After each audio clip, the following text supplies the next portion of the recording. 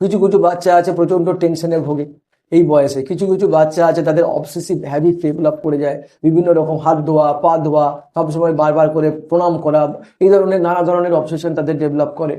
অনেক অনেক ধরনের বাচ্চা আছে তারা রাত্রেবেলা হয়তো ভালো করে ঘুমোতে পারছে না, রাত্রেবেলা মোবাইল দেখার জন্য তাদের স্লিপ ডিসঅর্ডার প্রবলেম হচ্ছে। কিছু বাচ্চা আছে যে পরীক্ষাতে সে কনসেন্ট্রেট করতে পারছে না, যখন পড়াটা পড়ছে সে মাথাটা রাখতে পারছে না, কঠিন কোশ্চেন কঠিন অঙ্কগুলো সলভ করতে পারছে না। এমন কিছু কিছু পেশেন্ট আছে যে তারা একটু হলেই রেগে যাচ্ছে, এত উত্তেজিত হয়ে যাচ্ছে যে এটা ওটা ফেলে দেওয়া, কিছু ভেঙে ফেলা। কিছু এমনি নর্মাল বাচ্চা হঠাৎ করে রেগে যাচ্ছে, সেইটা অ্যানালিসিস করা, তার জন্য কাউন্সিলার দরকার হয়। আবার একটা বাচ্চা সে টেনশনে ভুগছে তার জন্য লাগে, ডিপ্রেশনে চলে গেছে তার জন্য কাউন্সিলার লাগে, একটা বাচ্চার যে খুব হাইপার অ্যাক্টিভিটি তার জন্য লাগে। তো প্রতিটা ক্ষেত্রে কিন্তু কাউন্সিলিং লাগে এটা অ্যানালিসিস করার জন্য যে কেন আমার বাচ্চাটা এরকম করছে।